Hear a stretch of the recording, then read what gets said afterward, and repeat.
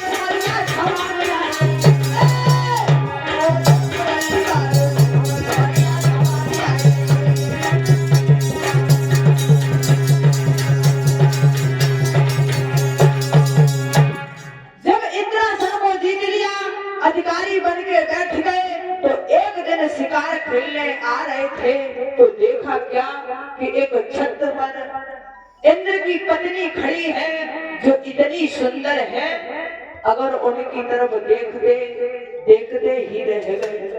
अब अपने मन में सोच रहे कि भगवान अगर इनके साथ हमारा विवाह हो जाता, अगर मैं इनके साथ रहते तो मुझे कितना अच्छा लगता। क्योंकि कि बताया जाता है जब कोई भी हो और महाराज ये तो जरूर है, हमारे भैया लोगों की आदत है, बुरी मत मानी कि अपनी स्त्री चाहे कितनी वो अच्छी हो, हाँ, बड़े बूढ़े की बात नहीं कर रहे, जो आज के जमाने के लड़का है, अपनी स्त्री बड़ी अच्छी हो वो अगर दूसरे की देख ले तो कहा कितनी सुंदर जा रही, जरूर कहा क्यों नहीं करे। अरे कोई थोड़ी नहीं खा लेंगे, मेरे लड़का कहा ऐसी। जैसे ही देखा इतनी सुंदर थी, बाल घोड़े अपनी छंद पर खड़ी हुई थी और जैसे ही तरफ गई तो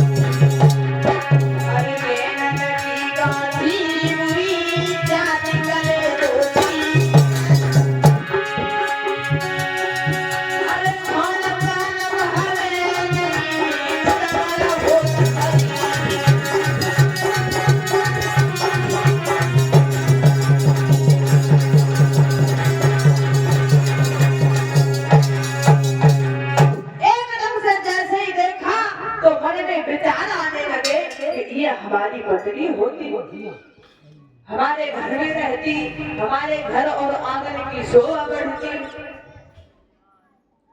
जैसे ही देखा तो सोचने लगे कि मुझे लग रहा कि हमें देख करके ये हंसने लगी। कहते हैं महाराज के विनाश काल और विपरीत बुद्धि, जब इंसान की विनाश की घड़ी आ जाती है तो दिमाग की जो इंद्रियां होती हैं वो काम करना बंद कर देती है। जब प्राणी अपने विनाश की घड़ी नहीं समझ पाता कि हम क्या कर रहे हैं और कैसे कर रहे हैं, हमारे साथ में क्या होगा क्या नहीं होगा। राजा अब घर में जाता है, अच्छा ही नहीं लगता, भाग करके वन में जाता है, शिकार खेलने के लिए जाता है, लेकिन महाराज उन्हें कहीं अच्छा ही नहीं लग रहा। यहाँ पर तुलसीदास कहते थे क्या भैया, कौआ अंध होता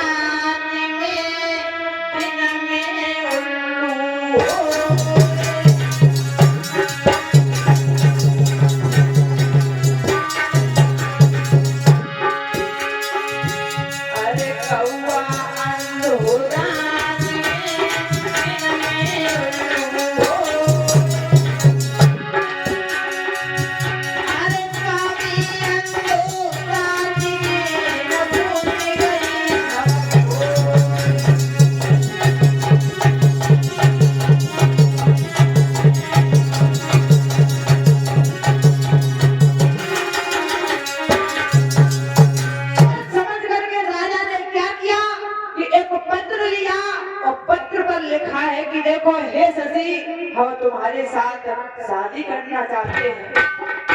जब तुम हमारे घर में रहोगी तब मुझे बहुत अच्छा लगेगा। तुमको देखना है, जब से तुम्हें देखा तब से मुझे चैन नहीं। जैसे ही शशि के पास ये पत्र गया तो पत्र का जवाब पत्र से ही दिया। कहा कि देखो, अगर तुम मुझे अपनी पत्नी बनाना चाहते हो, आप मुझे पसंद करने लगे हो, हमारे शादी करना चाहते हो हमारे साथ, तो आपसे शादी तो करेंगे, लेकिन एक शर्त हो। बोले क्या? कि शर्त ये होगी, जिस पालकी में हम जाएंगे वो पालकी संत और ब्राह्मण ले जाएंगे, तो हम तुम्हारे साथ शादी करूंगी और वरना शादी नहीं करूंगी। कहने लगे कोई बात नहीं, तुम्हारी यही इच्छा है तो जिस पालकी में तुम आओगी उसको संत और ब्राह्मण ही ले जाएंगे। जैसे ही इतनी बात सुनी, शादी मंजूर हो गई, तैयार हुए हैं ब्राह्मण और संत को लेकर के। जैसे ही आगे को चले हैं, महाराज को इतनी जल्दी थी कि हम कब पहुंचे। संत और ब्राह्मण को लेकर के संत भगवान से कहने लगे, क्यों बहुत धीरे धीरे चल रहे हो, जोर से चलो। संत और ब्राह्मण कहने लगे, राजा बहुत देर हो गई तुझे चिल्लाते चिल्लाते, क्यों चिल्ला रहा है कि जल्दी चलो जल्दी चलो, और कितनी जल्दी चले। जब बार बार एक ही बात बोल के रह गए तो संत और ब्राह्मणों ने श्राप दे दिया कि जा, तूने मुझे परेशान कर लिया, मैं तुझे श्राप दे दूंगी। जो इतनी बात सुनी